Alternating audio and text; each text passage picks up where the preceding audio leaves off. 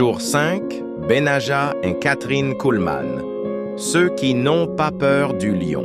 Il y a dans les Écritures des héros qui n'ont pas seulement combattu l'ennemi, ils sont allés là où personne n'osait descendre.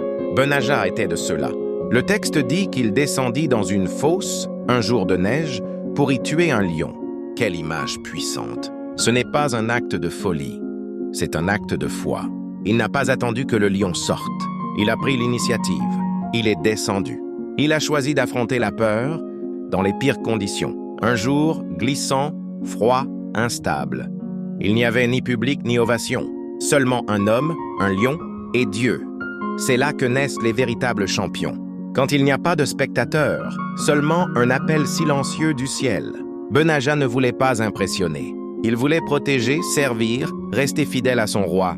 Catherine Kuhlman, elle aussi, a connu les fosses. Des fosses d'échecs, de rejets, de maladies, de critiques. Elle aurait pu tout abandonner. Mais elle est restée fidèle.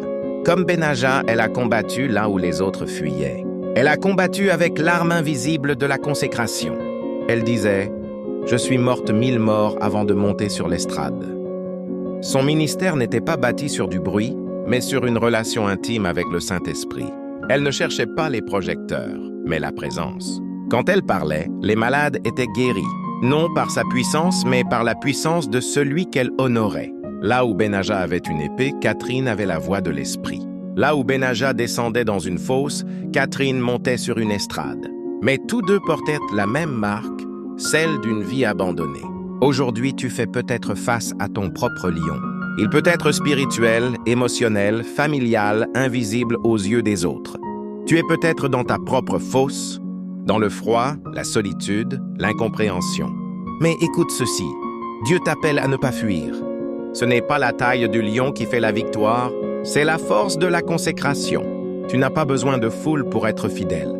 Tu n'as pas besoin de reconnaissance pour vaincre. Ce que tu as besoin, c'est d'obéir. Dieu cherche encore des Benaja.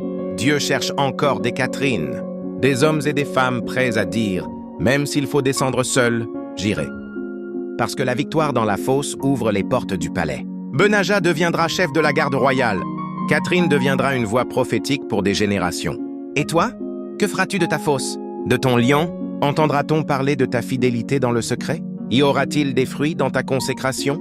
Dieu cherche encore ceux qui n'ont pas peur du lion.